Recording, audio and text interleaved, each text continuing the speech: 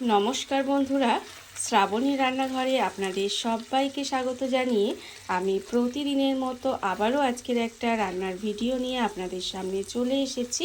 আজকের আমি আপনাদের শীষ পালংয়ের সঙ্গে অল্প একটু মৌরি দিয়ে একটা অসাধারণ রেসিপি বানিয়ে দেখাবো। আশা করি আপনাদের ভালো লাগবে। তার জন্য কিন্তু আমার পুরো ভিডিওটা আপনাদের দেখতে হবে। আর দেখা শুরু করার আগে একটা লাইক দেবেন, সুন্দর একটা কমেন্ট করবেন আর শেয়ার করতে ভুলবেন না। তাহলে চলুন আজকের আমি এই রেসিপিটা কিভাবে বানিয়েছি সেটা আপনারা একবার দেখে নিন।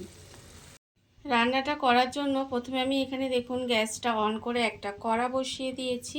এইবার আমি কড়ার মধ্যে দিয়ে দেব সর্ষের তেল। এখানে কিন্তু রান্নাটা করার জন্য প্রথমে আমি এখানে সর্ষের তেল দিয়ে দিলাম। দিয়ে তেলটাকে প্রথমে খুব ভালোভাবে একটু গরম করে নেব। তেল কিন্তু প্রথমে খুব ভালোভাবে একটু গরম করে নিতে হবে। আর আমি প্রতিদিনের মতো আপনাদের একটা কথাই বলবো যে প্লিজ আমার ভিডিওটা আপনারা টেনে টেনে দেখবেন না, পুরো ভিডিওটা দেখুন। আশা করি আপনাদের ভালো লাগবে। দেখুন আমি কিন্তু এখানে তেলটা প্রথমে গরম করে নিয়েছি আর কথা বলতে বলতে এখানে আমার তেলটা গরম হয়ে গেছে। এইবারে আমি এর মধ্যে দিয়ে দেব দেখুন বড়ি। এখানে কিন্তু আমি কয়েকটা বিউলির ডালের বড়ি এর মধ্যে দিয়ে দিলাম।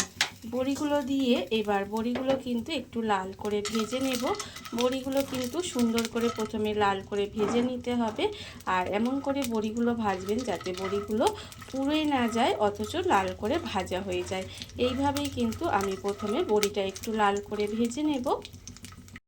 বড়িটা আমার এখানে লাল করে ভাজা হয়ে গেছে। বড়ি আমি এখানে লাল করে ভেজে নিয়েছি।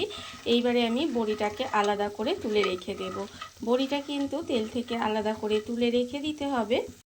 বড়িগুলো আমি আলাদা করে তুলে রেখে দিয়েছি। এবার এই তেলের মধ্যে দিয়ে দেব একটা শুকনো লঙ্কা দিয়ে দিলাম। দিয়ে আমি শুকনো লঙ্কাটা প্রথমে একটু ভেজে নেব তেলের মধ্যে দিয়ে।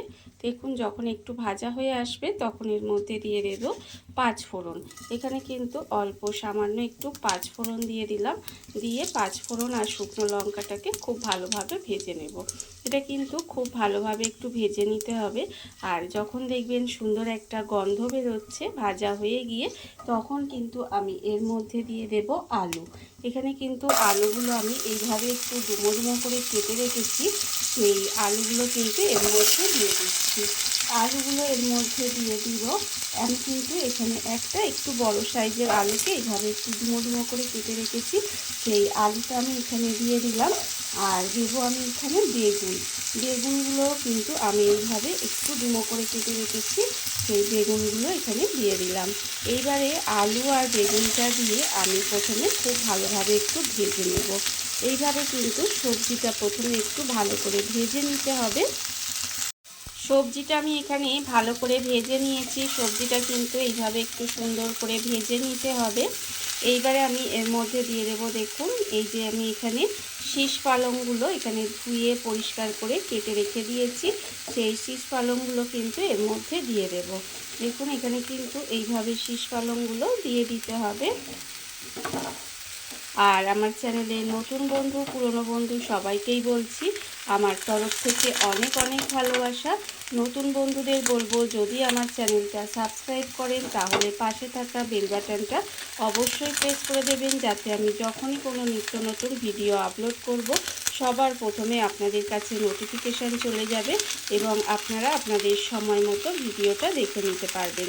আর পুরনো বন্ধুদের বলবো এইভাবে আমার পাশে থাকার জন্য, আমাকে এগিয়ে যেতে সাহায্য করার জন্য আপনাদের অসংখ্য অসংখ্য ধন্যবাদ।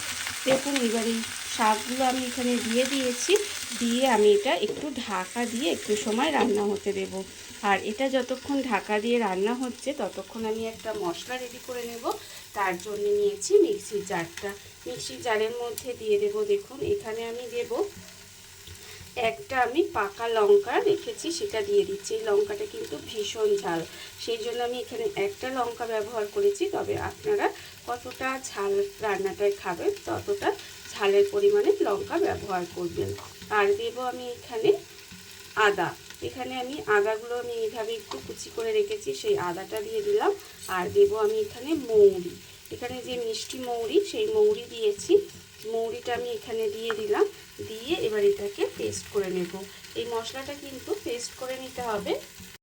মশলাটা আমার এখানে রেডি হয়ে গেছে, মশলাটা আমি এখানে রেডি করে নিয়েছি।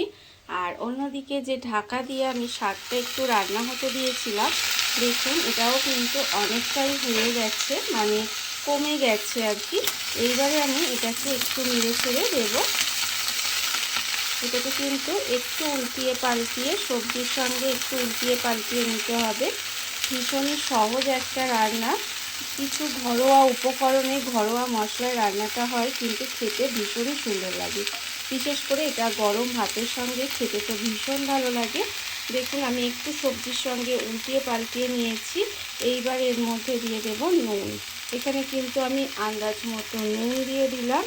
আর দেবো আমি এখানে হলুদের গুঁড়ো, আর দেবো আমি এখানে একটু সামান্য চিনি, কারণ একটু মিষ্টি দিলে রান্নাটার স্বাদটা ভালো হয়, সেই জন্য একটু মিষ্টি দিয়ে দিলাম। দিয়ে এবার এটাকে একটু সময় এইভাবে উল্টিয়ে পাল্টিয়ে রান্না করে নেব। এটাকে কিন্তু এইভাবে মশলাগুলো দিয়ে উল্টিয়ে পাল্টিয়ে রান্না করে নিতে হবে। আর যখন এই মশলাগুলো দিয়ে রান্না করবেন তখন কিন্তু আমি এর মধ্যে দিয়ে দেব এই যে আদা, মৌরি আর পাকা লঙ্কাটা আমি এখানে বেটে রেখেছিলাম, সেই মশলাটাও এর মধ্যে দিয়ে দিলাম। দিয়ে এবার সমস্ত মশলাটা একসঙ্গে খুব ভালোভাবে কষিয়ে নেব। এটা কিন্তু একটু ভালোভাবে কষিয়ে নিতে হবে। মশলাটা দিয়ে আমি এখানে ভালোভাবে একটু সময় কষিয়ে নিয়েছি, এটা কষানো হয়ে গেছে। এবার এর মধ্যে দিয়ে দিচ্ছি কয়েকটা কড়াইশুঁটি আমি এখানে ছাড়িয়ে মানে ধুয়ে পরিষ্কার করে রেখে দিয়েছিলাম, সেই কড়াইশুঁটিটাও এখানে দিয়ে দিলাম। কড়াইশুঁটিটা দিয়ে আমি কিন্তু এটা আবারও এর সঙ্গে একটু মিশিয়ে দিচ্ছি। মিশিয়ে দিয়ে এবার এর মধ্যে দিয়ে দেবো, দেখুন এখানে দেব জল। এখানে কিন্তু মিক্সিতে অনেকটা মশলা লেগেছিল, সেই মশলাটা ধুয়ে অল্প সামান্য একটু জল দিয়ে দিলাম। জল দিয়ে এবার এটাকে ঢাকা দিয়ে একটু এইভাবে রান্না হতে দেব, যাতে সমস্ত সবজি ডাঁটা খুব ভালোভাবে সেদ্ধ হয়ে যায়। এইভাবে গ্যাসটাকে লোতে দিয়ে একটু সময় ঢাকা দিয়ে এটাকে রান্না হতে দিতে হবে। ঢাকা দিয়ে আমি এইভাবে বেশ কিছুক্ষণ রান্নাটা হতে দিয়েছিলাম। এর ফলে দেখুন এখানে কিন্তু আলুটা আমার সেদ্ধ হয়ে গেছে বা ডাঁটাগুলোও কিন্তু সেদ্ধ হয়ে এসেছে। এইভাবে গ্যাসটা লোতে দিয়ে একটু সময় রান্নাটা হতে দিয়েছিলাম। এবারে আমি এর মধ্যে দিয়ে দেব এই যে বড়িগুলো, যে বড়িগুলো আমি এখানে ভেজে রেখেছিলাম সেই বড়িগুলো এখানে দিয়ে দিলাম। বড়িটা দিয়ে কিন্তু আরও একটু সময় রান্নাটা হতে দিতে হবে। এর ফলে কিন্তু বড়িটা আমার ভালোভাবেও সেদ্ধ হয়ে যাবে। আর এই যে জলো জলো ভাবটা আছে এটাও কিন্তু শুকনো শুকনো হয়ে আসবে। তাই একটু বড়িটা এই সময় কিন্তু দেবেন, যখন দেখবেন আলু সেদ্ধ হয়ে গেছে তখন দিয়ে আবারও কিন্তু এটাকে একটু ঢাকা দিয়ে আবারও একটু সময় এটা রান্না হতে দেব। বড়িগুলো দিয়ে আমি কিন্তু ঢাকা দিয়ে আরেকটু সময় এটা রান্না হতে দিয়েছিলাম। এর ফলে কিন্তু বড়িটা আমার সেদ্ধ হয়ে গেছে। আর তারপরেও দেখুন রান্নাটার মধ্যে একটু জলো জলো ভাব আছে, তাই আমি এর ওপর দিয়ে অল্প একদম সামান্য একটু ময়দা ছড়িয়ে দিলাম। একদম অল্প একটু, দেখতেই পাচ্ছেন খুব বেশি কিন্তু নয়। এটা দিলে কিন্তু দেখবেন এই যে শুকনো শুকনো ব্যাপারটা চলে আসবে, আর এই যে জল ছাড়া ছাড়া ব্যাপারটা এটা কিন্তু আর থাকবে না। আমি এইবারে এটাকে আর ঢাকা দেব না, এইভাবে একটু রান্নাটা করে নেব। খুব সামান্য একটু ময়দা দেওয়ার ফলে দেখুন এটা যে জল ছাড়া ছাড়া একটা ভাব ছিল সেটা কিন্তু চলে গেছে, দেখতেই পাচ্ছেন। এইবারে আমার কিন্তু এখানে রান্না হয়ে এসেছে। রান্নাটা নামানোর আগে আমি এর মধ্যে দিয়ে দেব অল্প সামান্য একটু ঘি। একটু যদি ঘি দেওয়া যায় না শেষে, তাহলে কিন্তু এটা খেতে আরও বেশি ভালো লাগে। দেখুন সামান্য একটু ঘি কিন্তু অবশ্যই দেবেন। দিয়ে এবার এটাকে মিশিয়ে দেব। মিশিয়ে দিলেই কিন্তু রান্না আমার একেবারে রেডি হয়ে যাবে। এই শীষ পালং শাক থাকতে থাকতে এইভাবে কিন্তু আপনারা একবার হলেও রেসিপিটা ট্রাই করে দেখতে পারেন, খেতে কিন্তু অপূর্ব সুন্দর হয়। দেখুন বিশেষ করে গরম ভাতের সঙ্গে খেতে তো ভীষণই ভালো লাগে। রান্না আমার এখানে রেডি হয়ে গেছে। এবারে আমি গ্যাসটা অফ করে দেব আর ঢাকা দিয়ে কিছুক্ষণ রেখে দেব এইভাবে। তারপরে আপনাদের পরিবেশন করে দেখাবো ঠিক কেমন হলো। দেখুন বন্ধুরা, বাড়িতে থাকা কত অল্প উপকরণে কত অল্প সময় কত সুন্দর একটা শীষ পালংয়ের রেসিপি তৈরি হয়ে গেছে, আপনারা দেখতেই পেলেন। আর এটা কিন্তু খেতে ভীষণ সুন্দর হয়। এইভাবে একবার হলেও বাড়িতে বানিয়ে দেখতে পারেন। আর এই ভিডিওটা যদি আপনাদের ভালো লেগে থাকে, আপনারা আমার চ্যানেলটা সাবস্ক্রাইব করে এইভাবে আমার পাশে থেকে যেতে পারেন। তাহলে চলুন আজকের ভিডিওটা এই পর্যন্তই। নমস্কার।